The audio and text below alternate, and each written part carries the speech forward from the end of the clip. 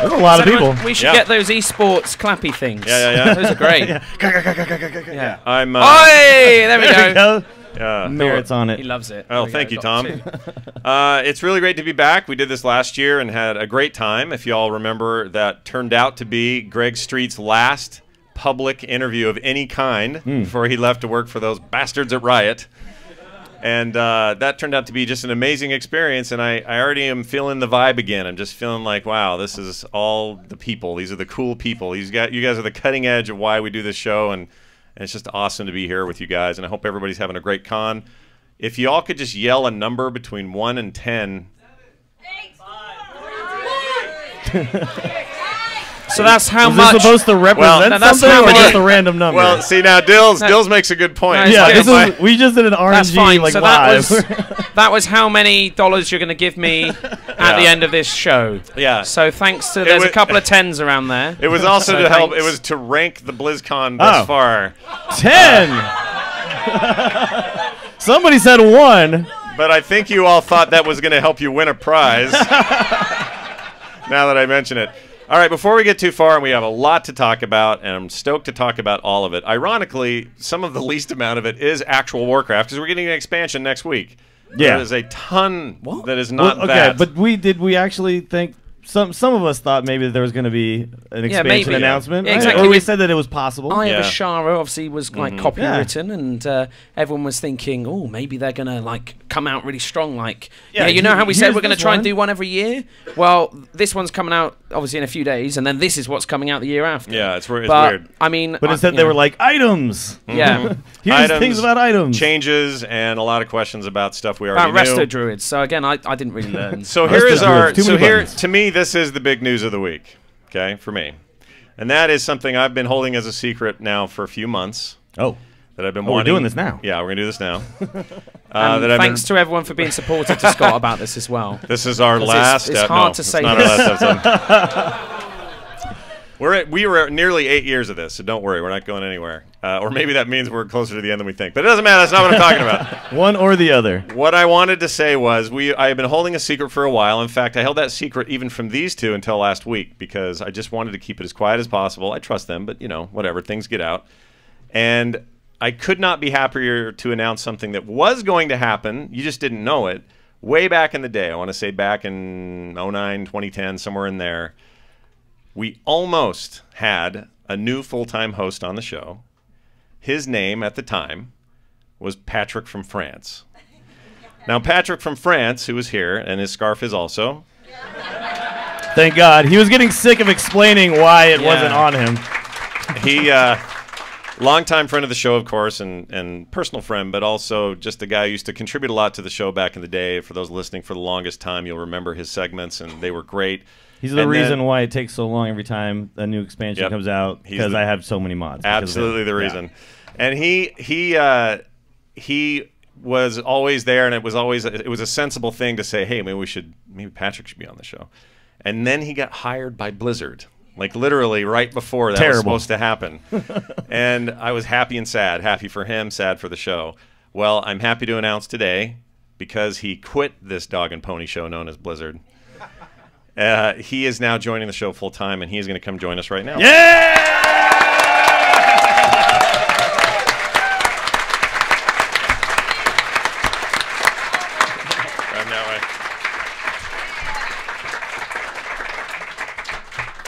Wow. Guys.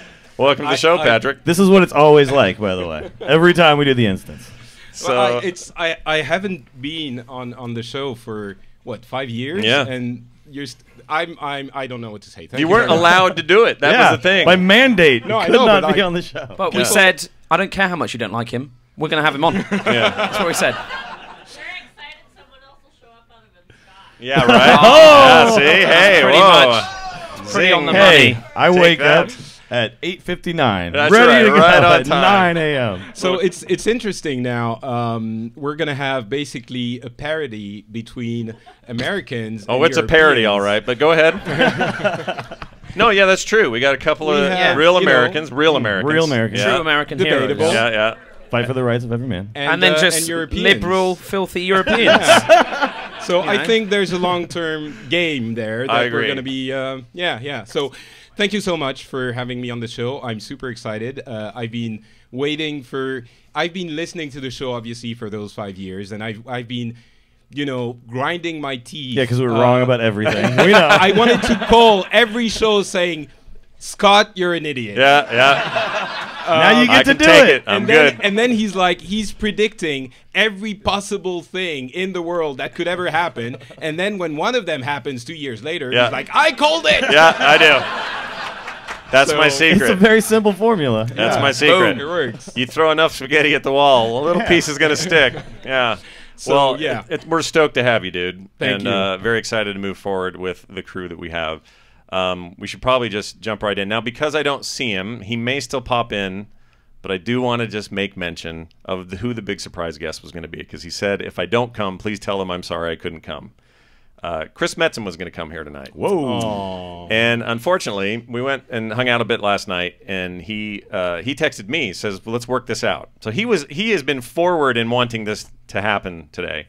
But we could not get the times to work, and that's why I've been so fishy on times for 2 days, just trying to get it all worked out, and it just never could. He is bombed busy, and everybody wants him.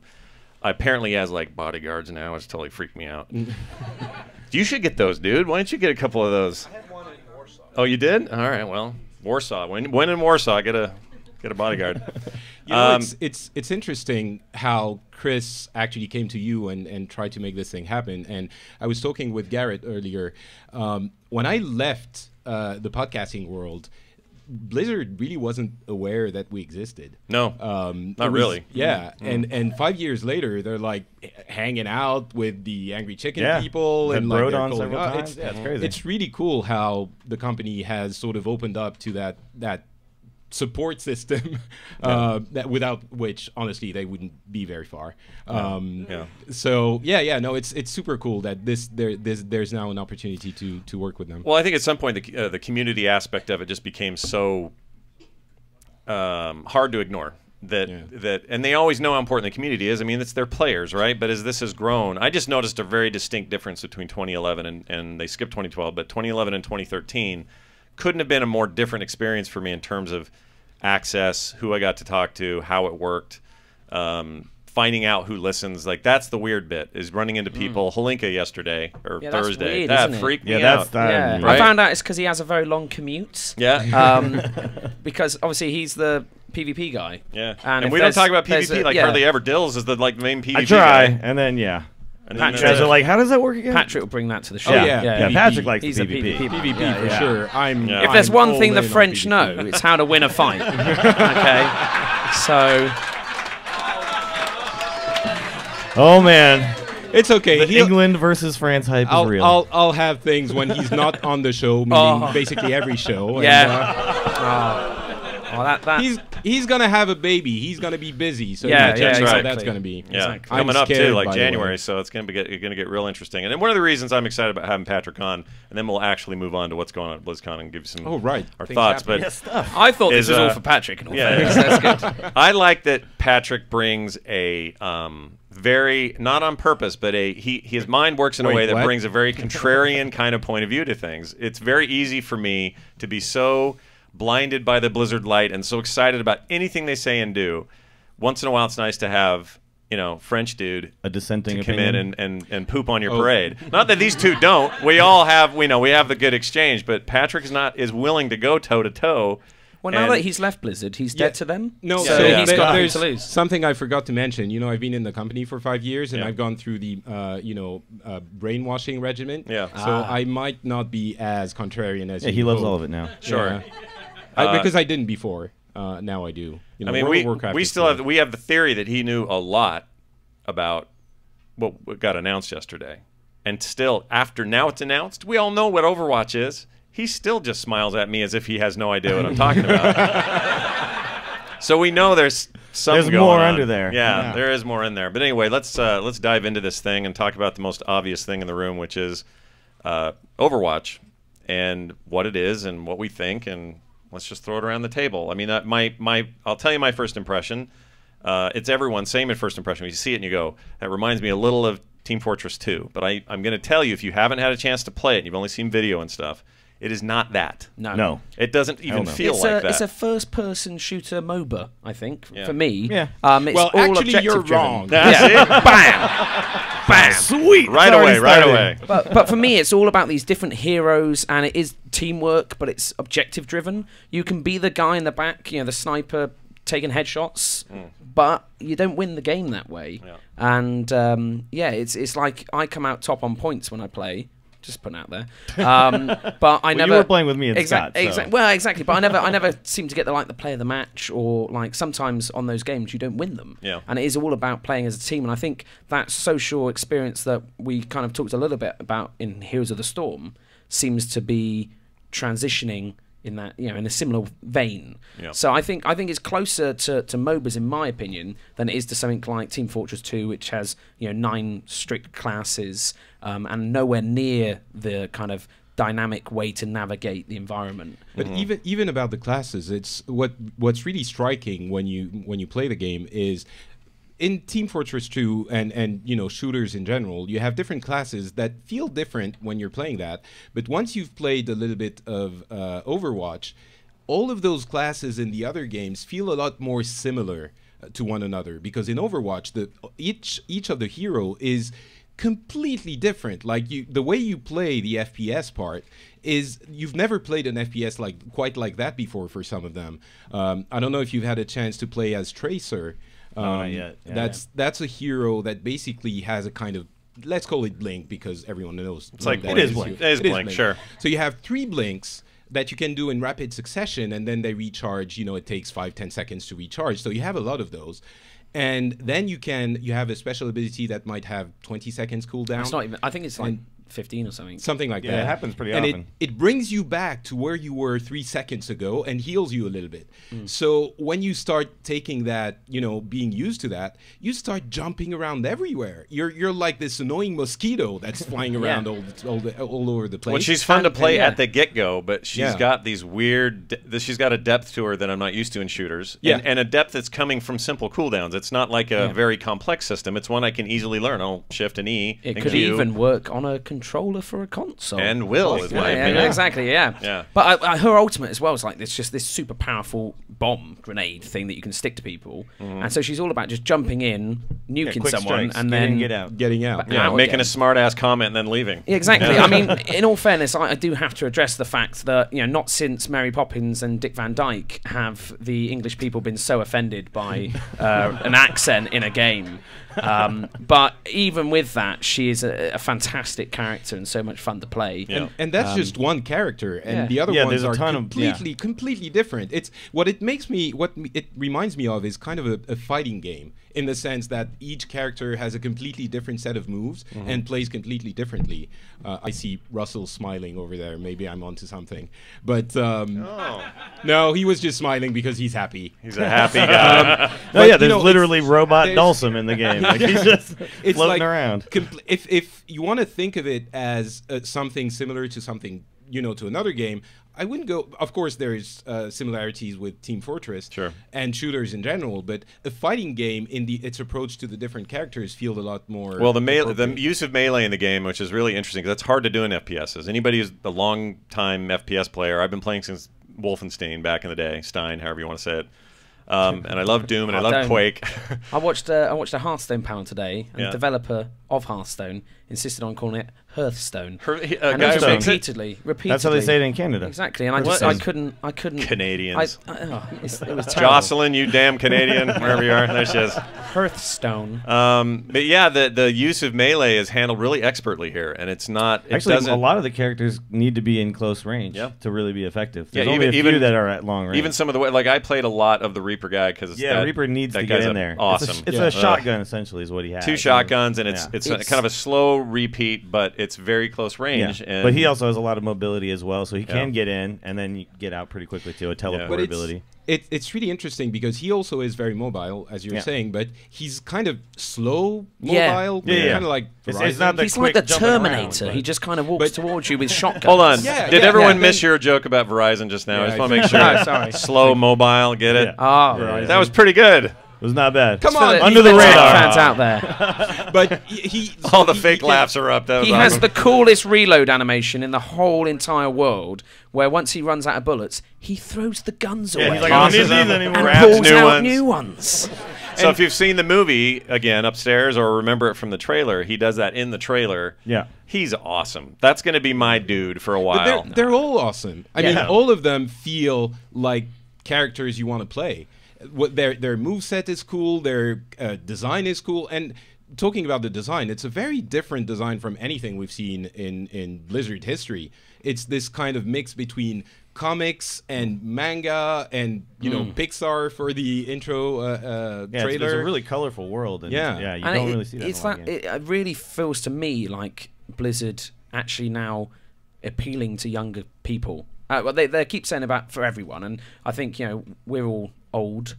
We're getting there. But for example, we love Blizzard games, but I think that this introduces this new world to a whole new audience as well, and from there, hopefully, Blizzard in general and all the other great things they do. When you think about how colourful and inviting that game world is, and I hope that they do more with the sort of anime style cartoons that we've seen a little bit of. Yeah, I don't know. I think the 12-year-olds want to play, like, they want to be edgy and play Call of Duty. Some of them do, but I think that you can do this. This still feels edgy to me. Like I realize the presentation and the introduction to it is like I mean, I saw that and my mind went, oh, Blizzard's getting into. I mean, this is very Pixar and very Disney, and I mean in all the right ways. It felt great, and that cutaway to the security guy playing Hearthstone. That was pretty epic. Is maybe the greatest thing ever. In fact, I want to ask Brode, is that the greatest thing ever? And he's going to say yes to me. Yeah. But the violence in the game isn't like when you watch someone play like Counter-Strike. The violence is like very real. It's like, oh, the guy just got shot in the head. Yeah, it's blood everywhere.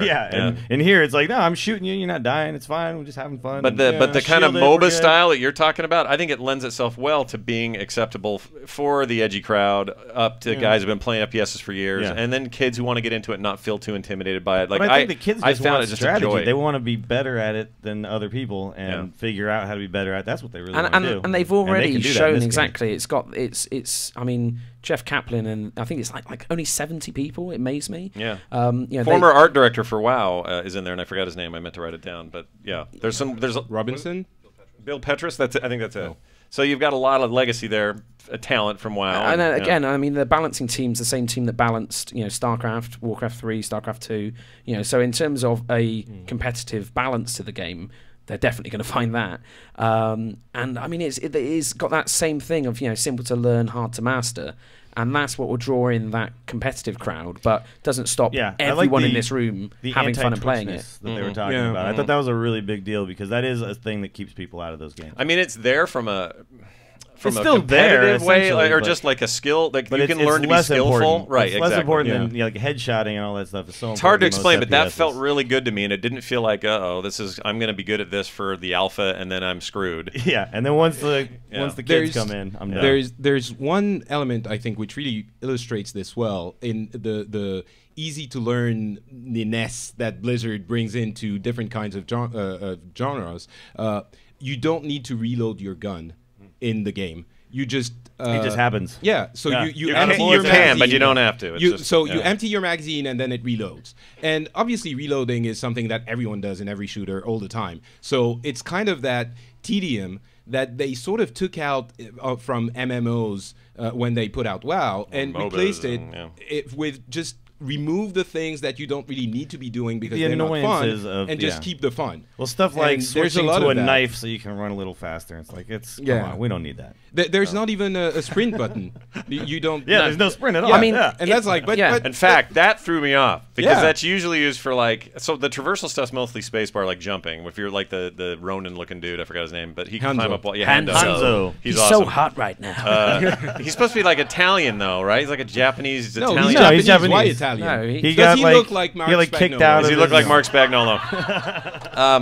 But I'm what was my my instinct though is to hit shift to sprint because that's what we've all been doing for 20 years. Isn't that like his Sonic Arrow? I think that may end up changing. Just saying. I think in you think testing, they're going to add a sprint? I think they're going to take that ability off the sprint key, or excuse me, off the shift key. So you see the mistake where people are making. Yeah. Holding that shift. I think again you're confusing people with Scott. But it's just I kept doing it. I'm like, oh yeah, that does that thing. Now I got to wait for the cooldown, and I got to quit hitting that button. My natural instinct is the other thing they talked about a little bit was it's a less lethal shooter in that it's not a one-shot kill. You can actually have a little bit of combat. Exactly. I mean, at the same time, it still sucks to die. You have like a 5-second kill cam that you can't skip, and that's important because if I kill you, I want you to appreciate the brilliance and beauty that's gone into I saw that. you die a lot. It was good. Well, no, that was the first go. Later, I got much better. Plus, I think Bastion's broken at the moment. He's so good. Yeah, he's too powerful. So if you get a chance to play Bastion, you press shift to transform into a turret, and you just mow everyone down. It's brilliant. Yeah. But anyway, and then you have to run back. And actually, because we don't have sprints and things like that, even as Tracer, she's got blinks, but you can only blink, 3 times before it then has to recharge. So actually, it is still a real bother to die.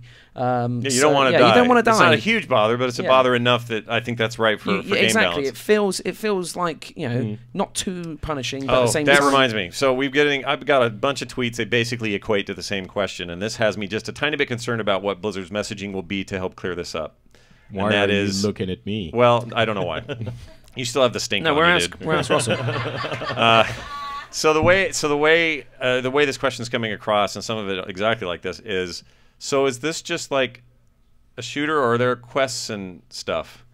People have an expectation, is what I'm getting at, from Blizzard. The Blizzard way is: here's a RPG or an action RPG or a thing that's maybe another genre like Dota, but it's still going to be some progression. And Blizzard's progression model persists usually across their titles. So, Kaplan answered this yesterday, I think, in the Q&A. And so he was saying, he was a real big kind of champion of the achievement system in WoW, and he wants to have a really robust achievement system in the vein of that, or thereabouts. But equally, they were saying there's definitely has to be some sort of progression on a player level, so that you feel like you're always striding towards some larger goal or some development. But I mean, I don't know. That's my theory, is that we're going to end up.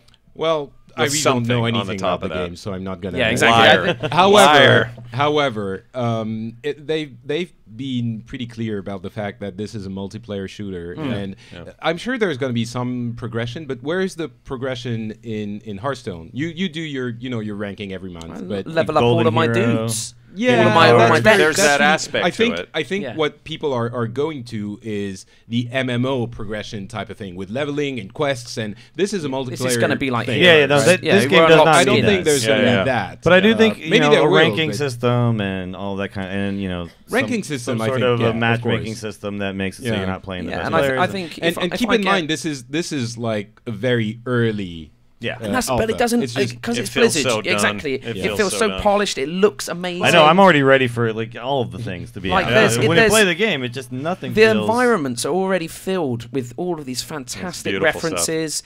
Like there's a kind of a Japanese-inspired level that has like StarCraft 2 arcade machines, and you see Tychus versus Kerrigan on the screen, and all these different references. There's a Murloc themed noodle bar. You've got all of these things that as players of Blizzard games will appreciate seeing these other things. And again, Metzen hinted that when they introduce story, and I don't think because there isn't going to be a single player to this game, that they're going to do it outside of the game in some way. And so that may be that we see animes or some form of kind of media content that lives outside of the game that again feeds into this is the bit where Tracer fought this person and you can still see the whole in the same way that the introduction movie basically puts it, the two kids going around and this guy did this, and and they talked about some of that today. They discussed the idea that the story would live outside the game. And so I think this game could have a campaign, and it would be amazingly fun. That would be great if they end up introducing that. I don't think it needs it. I don't think it needs it, but I think it would be really fun. It makes it a different thing. Yeah. And I mean, it's a whole. But a cooperative thing is all I'm getting at. Like, I want to go in there with dills, and I want to accomplish some goals. Maybe they'll do it, but it's a different game. You're saying like, oh yeah, this thing looks cool. I would really like it to be also something else. It's not. Maybe they will do it. Fair enough. But I would argue that Hearthstone, like single-player adventure content, is that. Well, that's the thing. A game can grow. We've seen it in all the Blizzard games, and it will grow and change. If you guys are comfortable with MMOs, and all of you are, right? No, none of these people. You like how this stuff works. The game. I did want to mention this before I forgot. The game has a part of it that feels like our MMO skills will come to bear, and that is the use and control and timing of cooldowns. These cooldowns they work in such a way with the character that you will be very strategic in how you decide to pop them and when and how often and in what circumstances. Even though we're only talking 25 seconds for this or 10 seconds for that, those cooldowns are huge from what I played, and it felt really, I don't know, there's a weird layer of depth added by those I came away not expecting. I think I disagree. Go for it. Oh, here we go. French contrarian. It's happening again. Thank you. No, because in this game, I mean, it might be equated to PvP in WoW because you have to react to things that are happening in real time. Definitely not to PvE because PvE is a lot more formulaic. You learn what you need to do. There's going to be a rotation. You play it That's as a good point, sheet of music. And PvE in WoW, you have, well, less now with Warlords because they've pruned a lot of abilities, but you have like 10, 15 different things you have to look at. In this game, there's really 3, right? There's your shooting, then 2 special abilities, and then your ultimate. Yeah. So I'm not sure being a good WoW player is going to help you here. Oh, I don't think so. No. But I just like that. I don't mean it'll help you. Yeah. Let me rephrase. Let me rephrase what Patrick said. I mean, as a hunter, I just blow my cooldowns as soon as I can, every single time. Right, but to me, it's just there was a familiarity there that felt good. Like their use of cooldowns this is the part that feels the freshest to me in a shooter. Is guess what I'm getting at? I'll give you that. Yeah. I'm magnanimous. Thank you for giving me that. But to me, it still feels more like you always feel like you have something to do. Like your cooldown are super well timed, and it's very well. The rhythm is super good. That's like the cooldowns are really short, and you always feel like there's a sense of, what they always say, it's like everyone should feel overpowered. Yeah. And you kind of feel like you always have this button that you can press that is going to make you super awesome every 5 seconds. So basically you're awesome all the time. I want to ask our friend Russell here. No, sorry, this is the best way to do this. What is going on with the music in that game, and what is your role in all that, and what can you tell us? You remember Chris Metzen saying he was kind of doing the math, and this is maybe 15, 17 years since Blizzard has done a new IP. And you have to think, it's not just the music, but all across the company. This is kind of a formidable task. The expectations from ourselves are just as high as those of our players. So when it comes to the music, finding the sound of this new IP has been every bit as challenging as it has been for the game team to come up with, how can we top what's come before? The expectations are so high. So we spent a long time experimenting with different sounds and different timbres and energy levels and things like that. And as it is an early alpha, it may change. But I can tell you that some of our thought process up to this point was there were a few watchwords. One of them was that we wanted Overwatch to be accessible future. It's not happening today, but it's not crazy far out in the future with, it's high tech, but it's not really magic per se. It's a future that my mother could grasp and enjoy and not feel like, oh God, I got to read all 3 volumes of this epic tome before I can understand even one of them, And so with that in mind, we always like our music to be timeless. And so just like when Walt Disney created Tomorrowland, he kept setting himself up for this problem where if you don't go too far out into the future, it's going to keep getting obsolete. When it opened, it had a flight to the moon. Well, 10, 15 years later, we were on the moon. Then they had to go to Mars and all this stuff, playing catch up. And So for us in doing the music and not wanting to have it sound dated, you know, if it's supposed to be accessible future, well, when we get a few years down the road, you don't want it to feel like, oh yeah, that was done. Yeah, that was probably around the mid 2010s, somewhere in there. I think that's one reason we did reach back to some sounds we think are as timeless. And so no dubstep? Dubstep is something that looms all the time, and we just keep swatting it away. Like at any moment, it's like the tail of a horse swatting at flies. But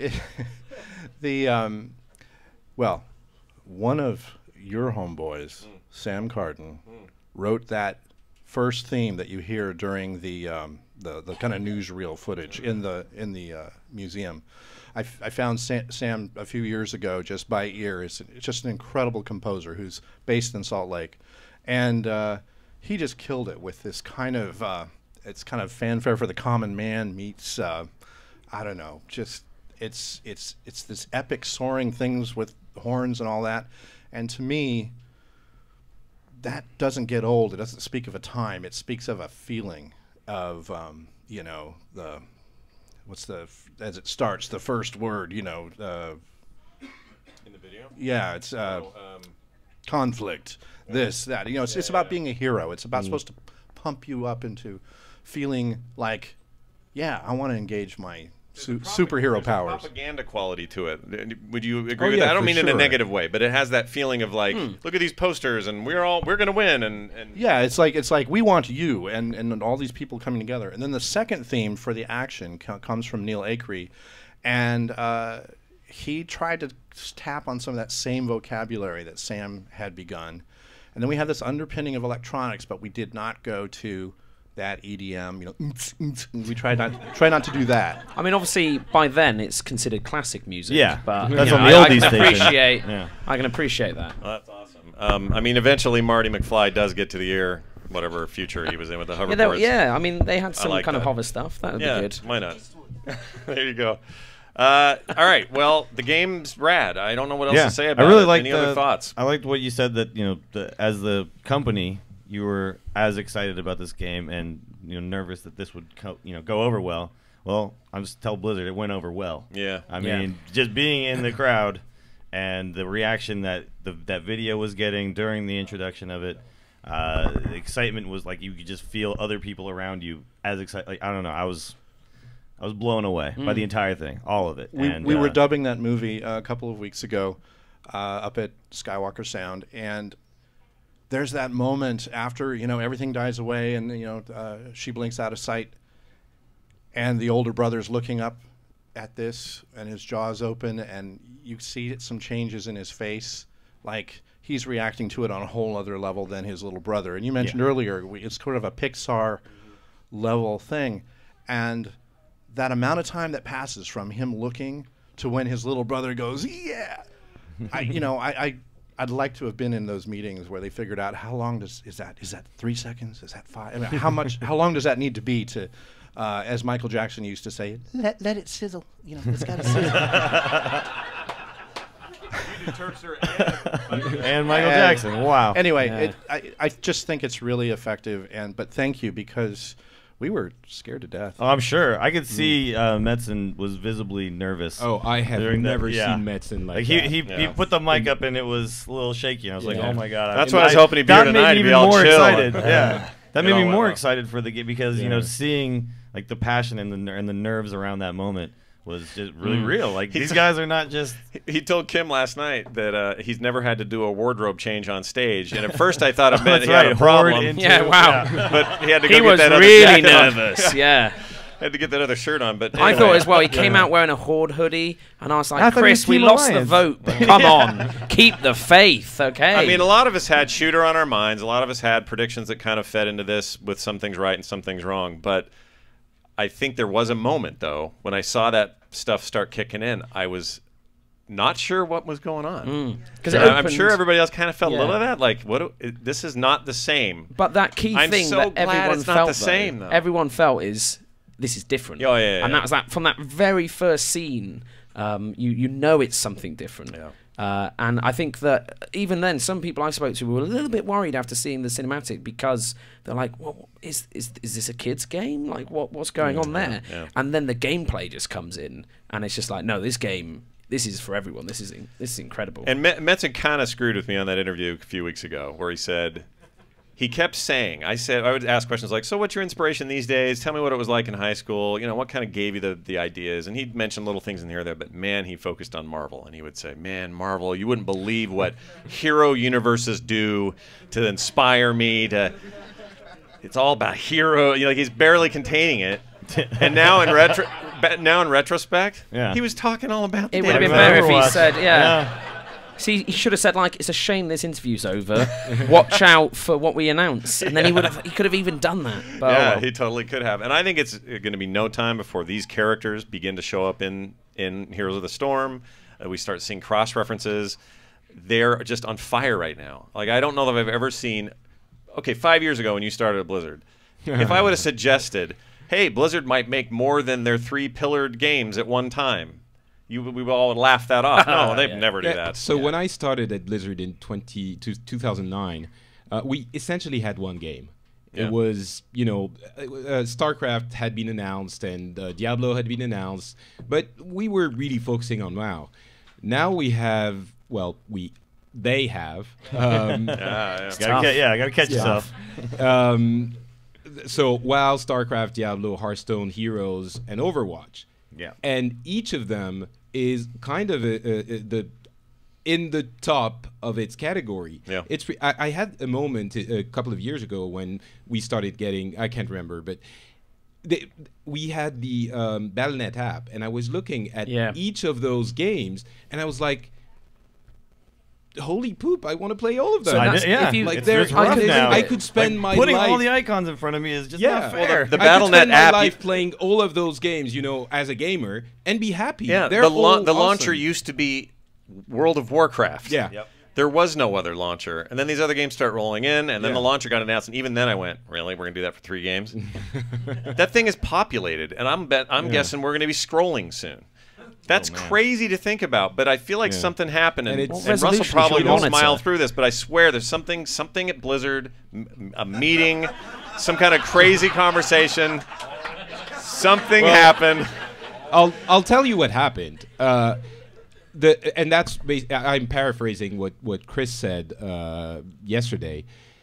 WoW happened, and it hit the company like a ton of bricks. It took 10 years for the company to, in my estimation, to basically absorb the change that WoW was and evolve into a situation where they could start making, because before WoW there were games coming out all the time. They had games, a game and then an expansion the next year, or that kind of rhythm, that kind of and it's only since WoW that it's become, you might get one game every couple of years if you're lucky. Nice. Yeah, exactly. So I think the company is, I don't want to say back on their feet, because they've never been, things have been going well. But even Chris said, he said, they've got their kind of passion back almost. Like, he feels like they're really drawing from creative places now, and it's not that they weren't, but you can see it, though. It's like they're letting themselves do it more. Like, they'd be able to say, okay, everything's good, right? Okay, whoo, and they can just let it spill. Now it's like the best time to do anything is when you don't have to. That's the most creative moment. True inspiration. Exactly. It's just like, you know what would be great? Is let's do this thing. Like recording this podcast. We don't have to do this. We do it because we want to. We had nothing going on. Honestly, I don't. But there we go. But I think ultimately about Overwatch, I guess you want to move to something else. But go ahead. We'll sum it up, Patrick. Sum it up, baby. I will quote my good friend Tom Merritt here. We were walking around. He said acquaintance, if you could have referred to him as an acquaintance. And he was saying, I think the game, I thought the game looked cool, and I went and played it, and I thought it was fun. And I thought that was good. I played a couple of games, and then that was it. And then I started thinking about it, and I wanted to play it more. Yeah. And I think that's something that happened with Hearthstone and with Heroes and with all of these games and with Diablo and, you know, with good games, you think you've had your fill, and then you're like, man, that was cool. I want to do it again. And already in this very early stage, I think Overwatch does that. So it's very early, so I don't want to say it's going to be an awesome game because we really don't know. As enthusiastic as we are, we don't know. It will be, but if it comes out. If Blizzard releases it will be good. Yeah, if it comes out, because that's what they whatever comes out is good, and what doesn't sometimes get canceled or is just not done yet. But when this is done, I mean, they've earned our trust. People call us fanboys. Yeah, no, I mean, of course. Yeah, obviously. But I mean, no.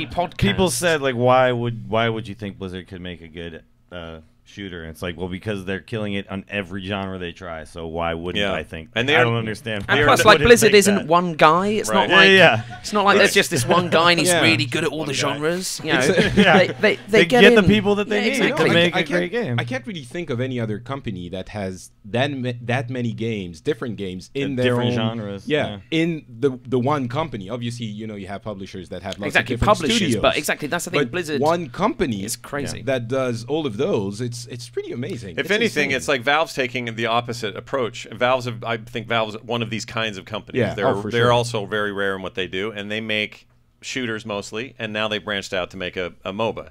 It's kind of the opposite around here. I mean, Blizzard for the longest time has been the three-quarter view, top-down company. You could call it the three-quarter company because that's how everything has looked since ages ago. WoW at least went third person, but it was always this kind of characters out here, you're doing stuff. It's a methodic kind of approach.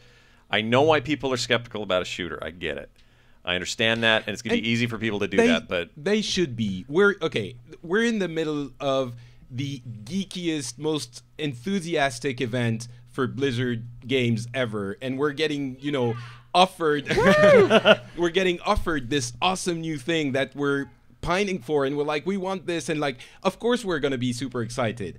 I think there is something to be said about being a little bit cautious, and after having played 10 minutes declaring, you know, this is going to be super cool, maybe it won't be. I think it will, but maybe it won't be. So I understand why some people will say, you know, well, it's really like, yeah, Overwatch, but if it sucks, it'll suck. But like, it's more fun to be excited. Come on, for sure. It's for friends. Sure. It's just more fun. It's friends, you guys. I'm gonna have this over my head forever. Before, I worked for the company. I don't want to be overly, but and now the French. It might suck. Wee poo poo. Move on. It's like having Eeyore on the podcast. I'll wait for them to actually make a game that sucks before I go. Okay, and now it sucks. Yeah, because they've earned your trust, dude. They have earned your trust. Like, and until they don't, they don't. First, you have to disappoint me, and then I'll say, okay, that sucks. Right. You know, and it's not like, I mean, I don't play a lot of StarCraft, or like that's that's at the bottom of my list. Yeah. You know, no offense, sorry, Garrett, but you know, that's the one that's at the bottom. It goes Hearthstone. We know. WoW, We know. And then sorry, you guys. Hearthstone game is great now. Yeah. But I mean, like that game, but I still wouldn't call it like a disappointment, even a game that I don't really like that much. No, I mean, we've all played it. We all love it. So of course. But see, here they are making games in genres that.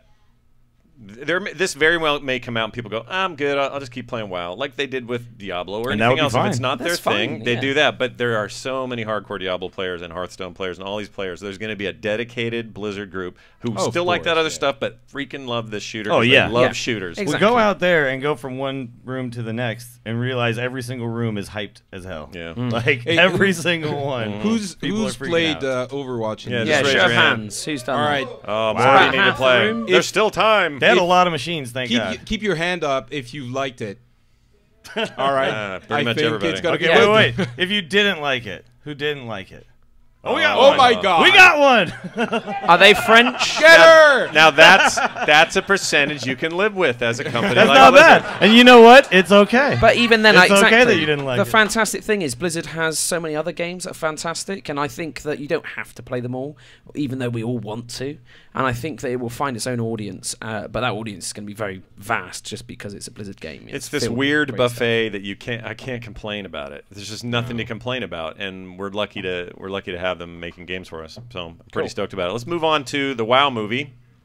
Wow. We'll talk about actual Warcraft at the end of most of this because there wasn't a lot. But the WoW movie. So they showed this trailer. Let's do that hand raising thing. How many people saw the The trailer. Yeah. Oh, awesome. Good. Please do. I did not. It's the only chance you'll get for ages. Julia and John are here. I didn't see you guys back there. Hey, guys. John the Rav, also a WoW dev. Everyone should clap for him right now.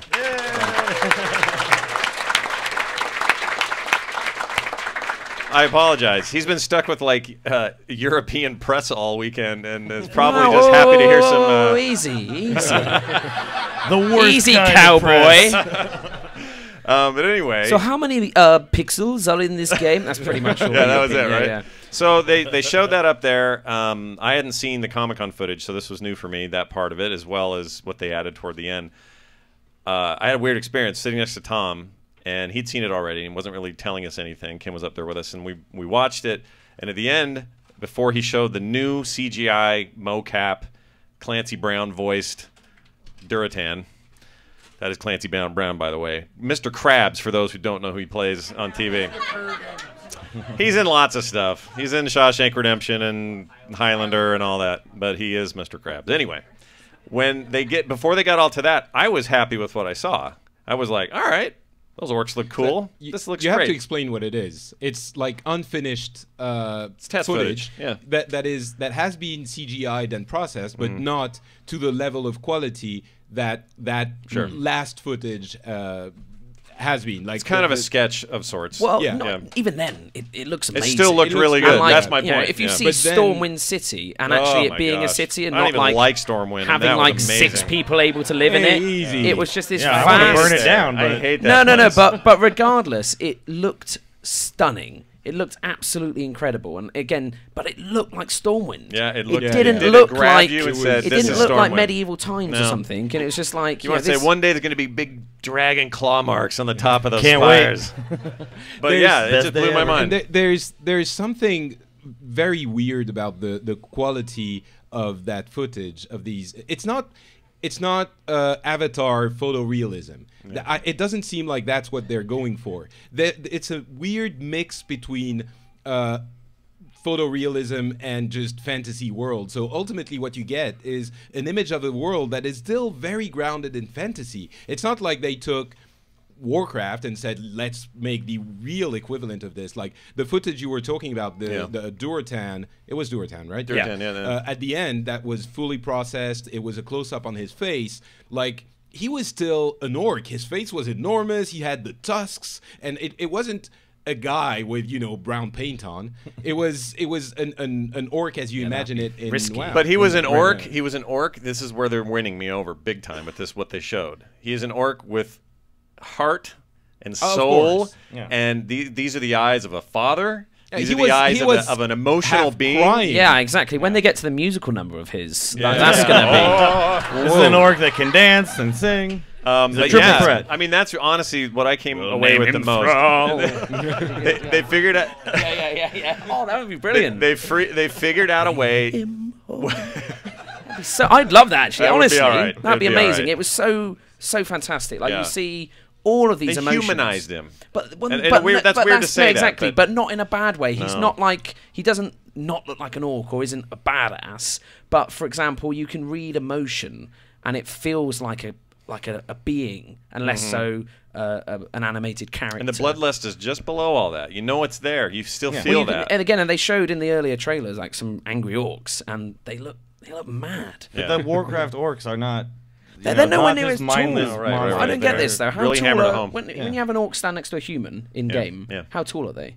I know they're hunched over, but they're bigger. Are they that much bigger? They're little like bit, 2 but honestly, I meters tall. forget. It has been a long time. Yeah. No, I mean they're actually They are not bigger. the tallest They have- race by a lot, though. I mean, They're a foot over a human. Are they? Are they? Okay. Maybe a little bit less, but they're taller for Maybe sure. it's because they're hunched over. I don't know, but Yeah. they look massive in this film. Yeah. Oh yeah. They're wide. Like they're not They're necessarily hench. tall. But Yeah, exactly. They're like beasts. Yeah. And for the Cruel people, beasts that you must destroy as a member of the But- line. no.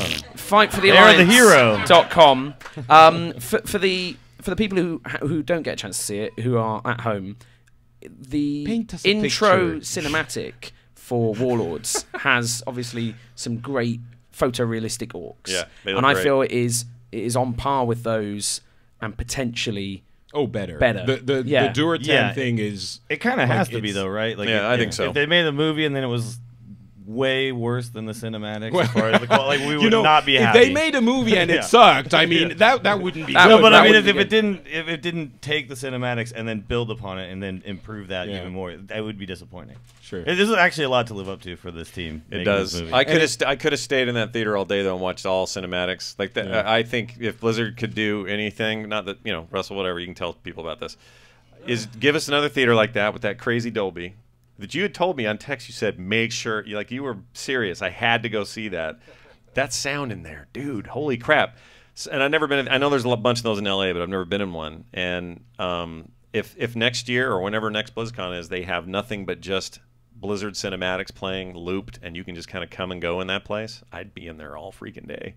Because I love that stuff. Yeah, they showed a bunch of cinematics afterwards. Like, it was a joy. I expected Draenor, to be honest. I thought we'd see the Warlord one. I was shocked, actually, you didn't see that. Yeah. This just in, by the way. Clancy Brown breaking news. Is Blackhand, not Durotan. Oh, I thought he was Durotan. Okay. Durotan is played by Toby Kebbell. Yeah, that makes more sense. Oh, well then so hold your emails. Still plays SpongeBob, though. Or, I mean, sorry, Mr. Krabs. Email about that, though. That's fine. Yeah, you can email us all you want. We got a bunch. Let's do a quick update. We got Angry Chicken coming up, but I just want to get the overall Dill's impression, and anyone else wants to throw in on this, of the new expansion that we get in a month. Oh, the Hearthstone. Yeah. The Goblins and the Gnomes. Yeah. Yeah, I'm incredibly excited for this. Me and Terps are actually, right before this, we're in the games area upstairs playing it. And the game is just incredibly fun with these cards. And I understand some people who are super serious and hate fun are saying, "Oh, RNG Stone, it's so bad." But Terpster made the point to me that when you watch these tournaments or when you play the game and the moments you remember are not the moments where you meticulously traded for 15 turns and slowly built a stronger that went board. To plan. And Brode made a really great analogy in his presentation of there's RNG in games and there's skill in games, and you can combine those two things and it's really effective. So a game like poker, a lot of randomness to it and what the cards you get dealt, but how you deal with each situation is where the skill comes out. And then there's a game like chess where you just memorize, like, I play these things in this order, and that's how you get good at it. Not as fun in a gaming way. Yeah, but if you want to make a game that's memorable and fun, having Ragnaros pop out of your dude and parachute in and then slam you in the face is exciting. And are you concerned? This game is going to be. Are you worried at all? We saw some awesome tournaments today. Are you worried at all that tournament play is going to be impacted in some major way? Well, it will be in a bad way. I mean, no, it will be, but it will be impacted positively, I think, by these cards because it'll be exciting for people to watch, and the players who are trying to win $100,000 are probably not going to play cards that may or may not work out for them. So I don't think at that level we'll see the RNG Stone. I think we'll still see really skilled play by really skilled players. I'm still fighting the RNG. By the way, Firebat won. Firebat won. Spoiler alert. But handily. And we were talking about the kids because of this game. The kids are playing the Hearthstone. Like this guy is like what 18 or 19 or something. Yeah, he worked in a truck stop and just won $100,000. His parents thought that BlizzCon was some sort of a scam. Yeah, they're like, wait, they're flying you to this? No, that can't be. Have right. you ever met BlizzCon in real life first, just to make sure? Because, where did the BlizzCon touch you? Yeah. But I mean the But watching the World Championships today, the game in a year has come so far from amazing. Where it was. Plus, have you seen that stage? Oh my god, the best stage in it was really cool. in the history of stages. Yeah, so unbelievable. Cool. They didn't have to go that far. Although, have you guys seen the StarCraft stage? That was neat. All the stages. Can I just say all the stages blew my mind this year? Yeah, way bigger deals than usual. Wait, not deals. Well, yeah, way bigger deals. Way bigger deals. But yeah, the a few years ago, I guess you could say like Blizzard wasn't really, you had StarCraft, but there was a kind of a movement in esports where some of these other games, the MOBAs, were kind of overtaking. Yeah. And I think at this point you're seeing Blizzard just kind of go, well, esports is ours again. So. Let's just do all esports all the time. Yeah, every game we make. Everywhere you go, it's watching good. The best players in the world. Let's talk about the only thing that matters in this entire weekend. The Lost Vikings are in Heroes of the Storm. The biggest announcement. That was really awesome. The boat alone. The boat, gosh, I was dying. So cool. Yeah, I'm as excited as I am for Jaina and Thrall, and I noticed Thrall got big cheers. Jaina got player. She is a glass cannon. She's amazing. Awesome. She's awesome. But at the same she's time, Alliance. she dies like this. That's my point. When I played it. So that's good, and that game continues to be rad, and I'm really enjoying it. They also said, so basically they got requests all last BlizzCon for Lost Vikings, and apparently this BlizzCon it's been Deckard Cain. So we might get our Deckard Cain wish. I would. So Covetous Shen as well. Oh, that'd be brilliant. Covetous Shem. Yeah. They could get John. What's his name? Who plays Shem? It's James Hong. Yeah. You're my James Hong go-to man. You let me down there. He was here yesterday on the panel. He was? Yeah, he was at the voice thing? Yeah. I missed the wrong panel. All right. Legacy of the Voids trailer got me excited because I love the campaigns in StarCraft, so I'm super stoked about that. Any thoughts? I mean, it's kind of a known quantity in terms of it's going to be a new chapter, the final chapter in that RTS. Well, I guess the big announcement, it's on its own, right? Yeah. It's standalone, yeah. It's a standalone game. You don't have to have the other ones. That's really cool. Archon mode's kind of really fun, you know, playing with a friend and being able to be as good as a pro, in theory, because you're two people. Even then, I'm quite happy to think that RTS team might finish that franchise for a little while and maybe move back to another franchise that is all really close to our hearts. I would love to see Warcraft. Well, I said rock and roll racing. I heard it here first. Well, wouldn't that be an awesome car in Heroes of the Storm? I'd play just driving around, running people over. They have a siege tank. shootings. Why not? If they're going to put a siege tank in there. It's going to be like Blackthorn next as well. We're just going to tick all the old boxes. They say, look, we've done all the classic games, guys. That's fine. And then Superman comes out. They bought the license, you know. He does kicks. That's all he does. I just have to say though, as a fan of the Protoss, I'm genuinely excited about it, and I don't want to brush over too quickly, but I just think that's great that we're finally getting. We haven't heard something in a very long time, so it's nice to know we can finally dig into that thing. And when he said "My Life or Ire," everyone was like, a little pea came out of everyone. See, for me, I kept hearing like, I mean, Nezul. You know, that would have been, but oh well. Warcraft. Mr. Anti-StarCraft over here. No, it's good. It's good. But like I said, it would be lovely if they made an update. Well, I was expecting, I was hoping to hear Warcraft 3. By the way, though, he did say in the presentation, like, the final chapter. Or it's the final chapter, exactly. This is the trilogy. It sounded very final. And then they can make Warcraft. I don't know when we get it, though. They gave no indications of dates or betas or anything. So that made me nervous. But anyway, Tassadar, I'm ready for you. My body is ready. Let's talk about the elephant in the room. World of Warcraft proper. So next week is the big launch. The Q&A came and went. There was some stuff that we didn't know, but they were all. I felt like the stuff we learned was pretty minor, and this makes sense. The game's coming out what? Is it next Tuesday? Tuesday. Thursday, midnight. Thursday. Thursday. It's a weird day for release, isn't it? Yeah. Well, it's because it falls on Armistice Day, so they didn't want to do war on. No war on that day, just Warcraft. Yeah, exactly. That makes sense. Any thoughts about anything we heard? I know there's another Q&A starting like now. Well, yeah, I think we've missed it. But but that's the one where it's all nerd questions. That's the best one. You're really missing out this year. Yeah, exactly. I got the virtual ticket, so I'll watch it tomorrow. I mean, I know. So one of the things that jumped out at me is I thought the items were going to continue to be upgradable gear. I didn't know that was going out. Was that already known? They're pretty much getting rid of anything that's annoying.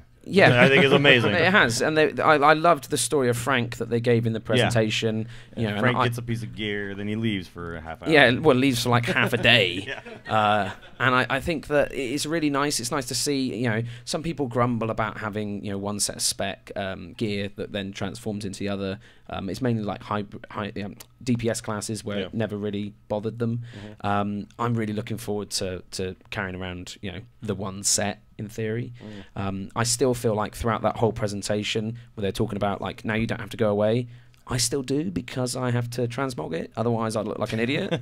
So you look like everyone hates raiding with Terpster. BRB going to just make sure my shoulders look like something out of vanilla. Okay, how about like a transmog item in your toy box? Maybe, yeah. Access the transmog. Well, the thing is now I'd have to spend 120,000 gold and get the yak just so I can mount up and transmog. Yeah. But we're all excited, right? It's next week. We're stoked. Couldn't be more excited. I think Blizzard's got a really good attitude about World of Warcraft right now, and that is like the game has been around so long, and you've used the term "long in the tooth" when talking about this game, but it feels so revitalized right now. Even before the actual expansions, like just playing it now, it hasn't ever been more fun. It's just a little odd as in terms of the timing, and I don't mean this. It's not a negative thing. It's a strange thing for them to have this literally the week after BlizzCon, so that the BlizzCon itself just seems a little less about it. Well, no, it's the 10-year anniversary. There was a party in a street last night for Warcraft. Like, I don't think you can get much more about Warcraft than that. And I think that obviously they've launched a brand new IP, so of course there's going to be other things to discuss. But it's massive. There's never going to be a good time to launch anything at Blizzard anymore. There are so many games that are being actively worked on and improved, and patches and expansions and all of this all the time. Yeah. That I'm happy I got out. It's becoming a madhouse. Yeah. It's like all things. They weren't going to pay him anymore, but he had to do more work. That's not right. No, but I mean seriously, when would you launch? There's Goblins versus Gnomes coming in December, and then you have the closed beta for Heroes for Heroes in January, and then Overwatch at some point in beta, right? Beta. Anyway, I like making fun of the way you say beta. I'm going to pass the mic over to Russell real quick and just ask, how are you guys feeling about the music this time around? Before I hand this to you, I think that the last expansion, I think Pandaria, was my favorite musical. Wow. It was amazing. And there's a lot to love, right? And I'm not just, this isn't just lip service. Like, I've loved the music from day one. Grizzly Hills still a place I like to go and just listen to what happens. Like, it's a beautiful game from top to bottom music-wise, but there's something in that game that was really, really special. I really like what I've heard so far of Draenor, but transitioning from that sort of, that place and that feel and that kind of tone that Pandaria had and the music therefore had. Just tell us where you're at with the move to Draenor. Once again, Chris Metzen provided the blueprint. I always take time with him when we start anything new, and I just say, what? Just talk about the game. And we'll have some time. It could be a quick hallway meeting. We could be out for dinner, but eventually he drops something that resonates. And in this case, he said, we want to get, it's got to be more Conan. It's got to be edgy. This music, it should put your eye out, It should be full of sharp, pointy things. So in some ways, it's going back to, in intent, to more original brown box, as we say, 2004 World of Warcraft, but then plussing it more. So the kind of power you've probably now heard the new Overture login screen music, and there are 16 horns and a chimbasa. If you know what that is, that's it's the furry one in Star Wars, isn't it? Tuba. Yeah. It's a tuba that sounds like a trombone. It's a crazy thing. There's 17 musicians just playing that bump bump bump, that huge sound, and I didn't do it when they were fresh. I did it when they were tired, so that they're playing well, but they're ragged and angry and overpowering the instrument. I'm sure they loved it. And it's. Do you understand why I left? Yeah. It was terrible. Slave drivers over there. He plays a mean trombone. So that attitude just permeated everything, and So when Chris gives me something like that, then I got together with the other composers. We each have the same artwork to look at, the same everything, and my instructions to them are, tell me a story. We each write 3 to 5 minutes, and we record it, and we listen to each other's work, and it's really cool. And there was some heart put in. I think the best piece is, you mentioned Grizzly Hills. That piece has heart in it because it was written both for the game and as a love song. And Emer Noon, who's one of our composers this time around, now she's a name that is associated with Blizzard because she's been conducting our orchestras for the longest time.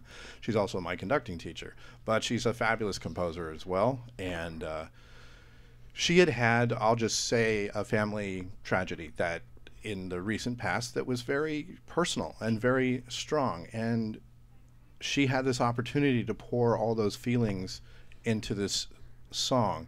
And she gave it the title Malach, Messenger Angel, which is not obviously a Warcraft title. It's just, but we all have our working titles. So, you know, for the people who plunder into the game and find out the real names of some of these songs, which are sometimes silly or have nothing to do with its own, you might see that name, and you'll hear it. It's in the overture. It's in the login screen, and it just soars. And you can tell that there's that emotion in it. You don't need to know the story. You don't need to know why, but hopefully it resonates with something that happened in your own life.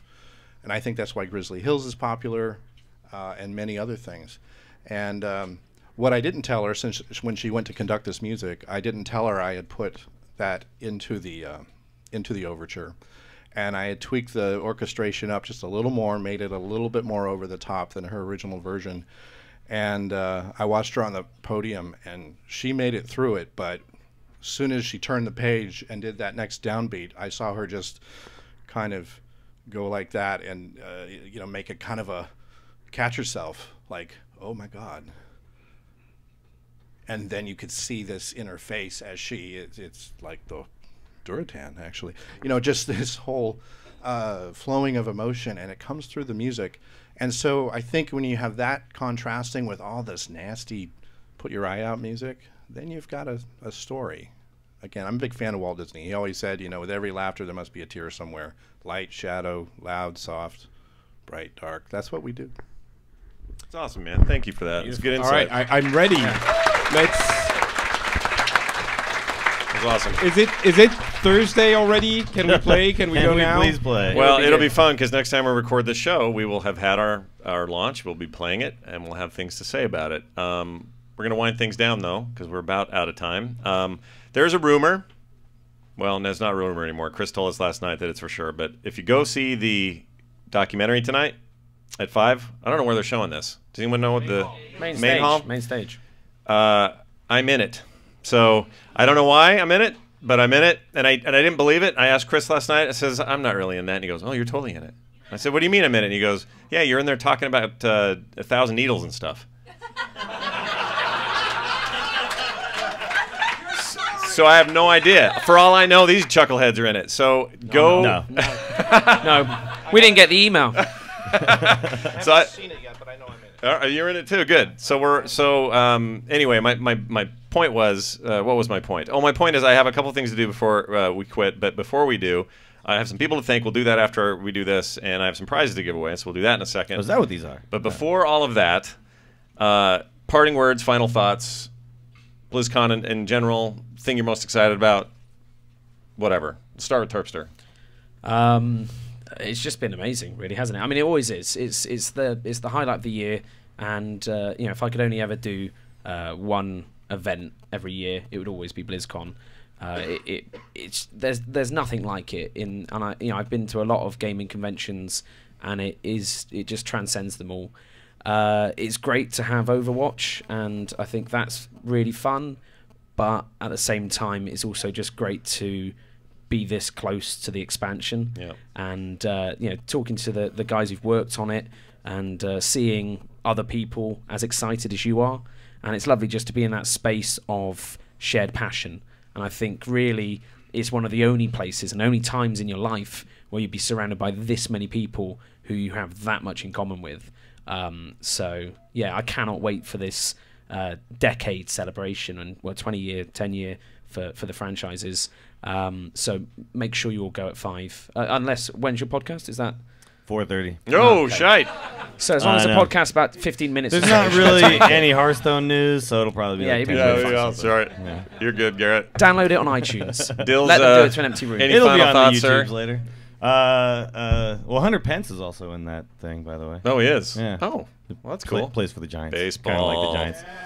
But hey, he also you guys, played World of Warcraft. He might like baseball. I just want to point out Dills might be a fan of the Giants. Maybe. I don't know if you've heard that before. So this was by far the best BlizzCon I've been to. I've only been to 3. I mean, there's been 8 of these things. I've been to 3 of them, but easily the best one. I've had the most fun, just outside of all the announcements and all that stuff. Just the most fun, just hanging out with everybody, being a part of the AIE Guild Hall. It's like there's so many like little traditions that have now become a thing, and I just feel so much more a part of this community than I ever have, and it just like keeps getting deeper, and that's the #1 thing. Yeah. So like every year, it's like Nerdtacular, BlizzCon, whatever, everything else, whatever. Yeah, that's kind of where I'm at. Yeah, and this year it's just been everyone know we've all talked about all the things, but I just want the people that's the impact. Like all the people that I've met, people I've met before, keep coming up to me. If I haven't met you, don't do the thing where you just shake my hand and then run away. Though. Yeah, talk to me first. I love meeting everybody. It's the best thing about it. I think someone took my watch as Really? well. So yeah, I assume they're a fan. Yeah, they liked you somehow. Patrick, thoughts before we cut out? Oh wow! So I can actually talk to you Yeah, guys look at now. this. Yeah. It's like you're on the show. Finally I gets know. that chance. Just listen.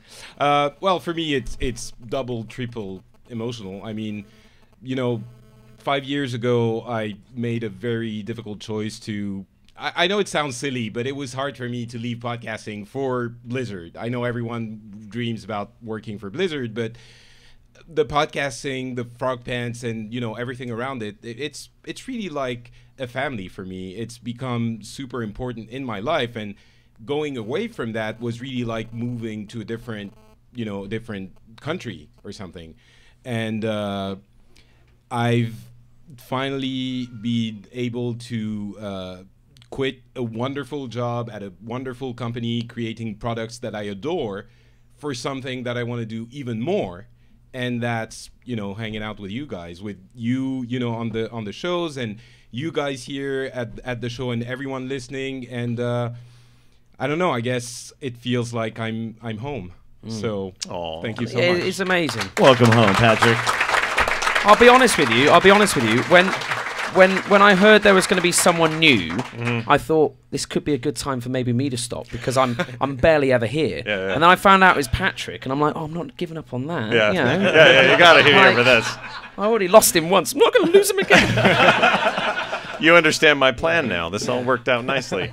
I'll just finish up by saying that you guys are the reason that this works, and I'm humbled by what a weird little podcast in a very small beginning community can grow to be. Being stopped every 5 feet at this event and being asked for photos and handshakes is humbling, because I don't feel like this should happen to us. But it's so nice, and everyone is so cool and so kind and generous. And even awkward moments where I had somebody she'll probably hear this, but we were at the tournament over there, and they were trying to see if there were seats in the middle past me and Tom. And it could have been one of those, like, is anyone sitting there? And just that whole, here, let me, that whole thing. But she went to ask me and then realized who we were and couldn't talk anymore. And she got all nervous and all this. And it was just so great to just hug her and say, this is great to meet you. And that vibe is just ever present here. It's present at Nerdtacular. It's present on all the feedback we get for shows. There's so many co-hosts and friends who I consider just blood brothers and blood sisters here. And these guys are included in that. I can't say enough about it. Friends at Blizzard. It was going to get weird if we... Yeah, a little bit. So most of all, and this is a microcosm of the larger community, there are some 90,000 people who hear this podcast this week, and you guys are kind of the tip of that arrow. And so I want to thank you guys most of all for being rad, awesome, and hanging out with us tonight. So thanks for being here, you guys.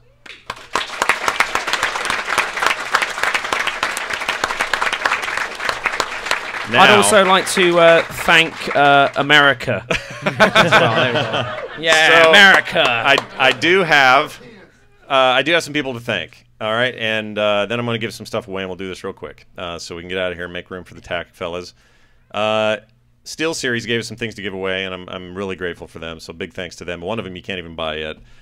So I'm super stoked that they gave us this stuff. I want to thank Belthaz, and by the way, save your applause. We'll give all these names, and then huge applause for these people. Belthaz, Banisha, sorry. Where are you at? There you are. I never say it. Giving me names that are hard to say. Nice job. Arabella, Benson, you're around here someplace. Let's see. Dejari and Kate. Beefmaster, Lank, of course. Todd. Yeah. Whitehead. Wait. And all the benefactors who helped make it possible for us even to afford this place and do this thing like we do every year. You guys have been huge. There's also like a little square reader back there if you're still feeling generous and you want a little swipe on your way out and help us for next year. But seriously, thanks to all of those people for all that they did to make this guild hall work and make it possible for us to do this show tonight, and for all the other shows that were recorded here and all those that are yet to be recorded. Just thank you so much, and let's give them a big round of applause, please.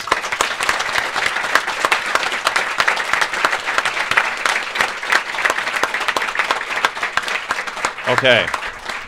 I do not know how to give away some of this stuff, so I'm going to rely on Terpster's quick wit and proximity to me to help me do that. But some of it I do know. Like these Frisbees, I'm just going to chuck. Oh, easy. Here, throw some of these out there. Health and safety, Scott. What are these? French flags. You open them and then things happen. If you open them, these are from Nerdtacular. We had a few left. If you open them up, they kind of explode. Oh, cool. Oh, there are sprinkles. We got to get one way in the back. I'm just going to hold on to this one, so if you fancy it, come see me afterwards, okay? I got a SteelSeries mouse mat, and I have a ton more, but I have one in a case, and I'm going to have Kim go give it to a lucky winner. There you go. Thanks, honey. Anybody. Anybody. It is in a box, so be careful.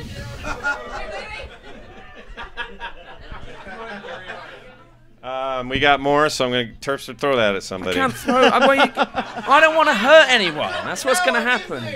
I'm going to throw. See, that's what happens. It hurts people, Scott. I can't do it. All right, here we go. Hold on. I got to give one to the young one there. There you go. Who? What? Candace? Where? It's so civilized.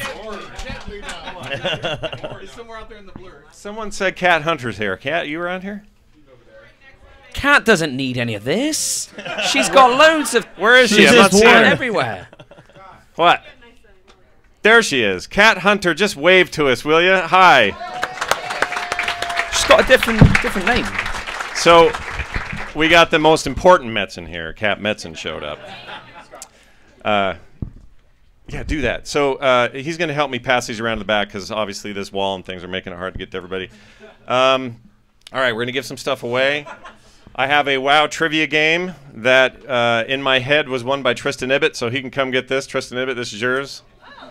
He came all the way with his dad.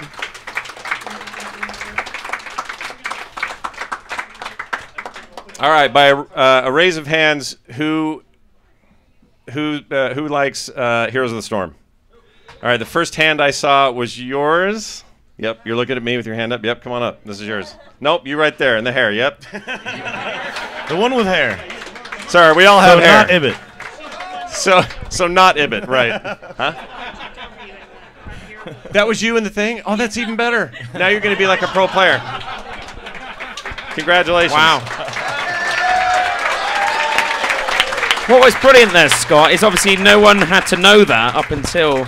That's brilliant. It turned an embarrassing story into something that now everyone knows. I didn't realize she was sitting right there. I'm going to give this one away to somebody. Well, I think it's about sound and music, isn't it? Really. So surely Russell should give that as one a away. as a doctor of the sound and music. Well, sadly, I've already picked a winner because I was so impressed when I saw this person, and I'm just a sucker for things like people who deal with hard stuff and still show up for the game.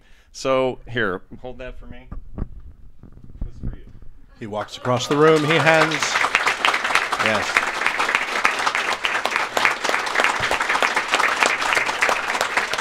And you got a wonderful hug out of it. Yeah, she did. She's just a real sweetheart, and I thought she looked like she deserved it. All right, we have 3 more things. 2 CDs. I know. I just bet. What are they? It. Those are. With artwork on the front and back by me, music by Andrew Allen, and production by one Brian Ibbett. Secret Identity. These are the Secret Identity discs. It's a double CD that includes music from Marvel, music from DC, or the other way around, with Wolverine and Batman on there. It's awesome, really cool, and we will give these to, how do we decide? I don't know. Well, they're basically just like Frisbees. Just new boy. You have Nobody to wants to get hit in the eyes. face with this. I think no. Let's do a lore question. All right, lore question. Okay, go. I don't know. I said it now, but I should have thought of a question. Nice work, T. Has anyone got a lore question? And then we'll go from there. Open that up. Oh, here we go. Trivial Pursuit. Okay. Yeah, we're supposed to do this on the show now. Yeah, aren't now we? people like it. Yeah, people do like it. We'll edit this in. Todd, you're recording the whole thing. We'll use it later. Right. Yeah. Bring a card over here. Deal me a card. All right, Terp, so you read this. Let's do this. What's the I forget the categories though. I think lore's the yellow. Okay. The Draenei are exiled members of a powerful race that was corrupted by Sargeras. Now, what is the original name of that race? We were gonna go with hands up, but fair enough. It was the first so one. So you won one. You know, we're in America. You reward initiative here, right? That's entrepreneurship. Now we'll go to her. Right. It doesn't all have to be law, though. We can pick a different category as well, I guess. Yeah. New category. Right. New category. Okay. Okay, this time hands. I'm not sure if that's even. Yeah, but no. How do you choose which hand? I think we're gonna have to go shouting out. Really. Okay, I think shouting out. This time, shout it out. Okay. Unlike last time, or Yeah. All right. Well, this is. I'm just trying to think of how this one goes. Okay. Right. This is quite timely. Well, it's been timely. For any of you who didn't get the mount this year, I apologise. I did. What are the final words from this Headless Horseman quote? It's over now. Your search is done. Let fate choose. No. You embarrass yourself. Nice try. Let fate choose now. The righteous one was over there. You gotta stand up and shout it. Who was it? Over there. Someone won. Hey, there he is. There you go. All right. The honor system. All right, we got one more. I think. We missing anything? Oh, and by the way, there are Obey Henry stickers, which you all should be. You should all be obeying Henry. Link, remember the old days, dude? Man. We covered all of Disneyland with those. Yeah, I'm gonna have Link do me a favor. These are all free. I want Link to just spread some of these TMS, Obey Henry, and Frog Pants stickers around to just anyone who wants some. Give me a TMS. Oh wow. Okay. Get some over there. All right, go ahead. This is, by the way, this is for the final Trivial This Pursuit. is so you will then. Right. You won't need it if you can answer this. Shout it out. But okay, you have to stand up and shout it out so we can see who it is. What mount is rewarded for completing the achievement? What a long, strange trip it's been. It's over there. There we go. Well done. Congratulations. Even I knew that one. Yeah. You know, I can say this. We make a pretty good podcast. We make a pretty good radio show. But we are terrible at this really giveaway bad. stuff. Let's do one more. We got let's more. do Okay. one more for I don't know what to give away though. Hold on. what about the Molten Corgi plushie? Okay, this one I love. Okay. What is the name of Thrall's White Wolf companion and mount? Well done, sir. Way to go. What did we give him though? I don't know. You won a bottle of water. I don't know what. I just get given stuff. A pat on the back. I wish that was giveaway, but it's not. Neither is that. Are they not? Oh, it's a shame. You win our admiration. You get a hug and a high five. That was amazing. Well done. So as I meant, yeah. Oh, you have a thing? Oh, hang on. It's a thing. Oh from my Russell. gosh! It's a Russell Come thing. on up here. This just got real. And you'll sign this, right? You'll sign this. Holy crap! I wanted this. The Should have answered the Diablo question. Haunted Sounds of Sanctuary. I bought this on iTunes. It is awesome. If you like Diablo at all, it is an absolute must-have. And Russell's giving you this. And this is the one that was actually used in the panel this morning. Whoa. Oh, It's got dude. historical significance. I can't wait to watch like Antiques Roadshow in like 50 years. That's amazing. That is for the long flight back to Australia, dude. That's like 19 hours of Best hell. BlizzCon ever. 19 hours of hell. You should have named it that. Diablo presents 19 hours of hell. May the treasure goblin pop for you next time you play. No, you want the I think you Bloodshot just one did. now. Now you want that one. Yeah, much better. Kadala. Just check the CD is in there. Yeah, make sure you didn't leave it on Getting the on the player. plane. Oh, we left it on the So stage. while they do that, I also mentioned these prints. They're one of my comics I did probably about a month ago. It's about the 10-year anniversary. It shows a guy with a birthday cake looking real happy in the first panel and saying, "Dear World of Warcraft, this year we celebrate your 10th year in existence." And then the bottom one, looking all disheveled with his pants, there's a shirt hanging out of his pants and unshaven, says, "Without you, I wouldn't know the true meaning of a messy divorce, chronic unemployment, the simple yet life-sustaining power of the Hot Pocket, or the funky fit of week-old underwear." So if you want me to sign this, we got a ton of them, and I don't know where we're going to do it because I do not want to interfere with the Angry Chicken. So what I think we'll do is when that's all done and we're back, I'll sit here. We can sign them, whatever. We'll just make it easy. So if you're around and you want one of these, just let me know. They're free. So in closing. Well, wait. We've thanked a lot of people. We got to thank Scott. I mean, you're the reason why all this happens in the first place. You started a goofy show about a goofy game, and then all of a sudden, wow, and it got really good recently. Yeah, and then suddenly you invited some other people to come, and the show got amazing. Suddenly, nice work. With each new co-host, it just gets better every time. And historical Patrick coming to the instance. What? It's super nice of him to say that, but honestly, it's no fun without everybody, including them, including you. So thanks for making what it is I do, whatever this thing I'm trying to figure out to do, making it so much more rewarding and awesome. Thank you all for coming to this. Can't wait to do it again. Hopefully there's one next year, and if there is, we'll be here doing this again. You guys are awesome. We'll see you next week for a whole nother episode of The Instance. Woo!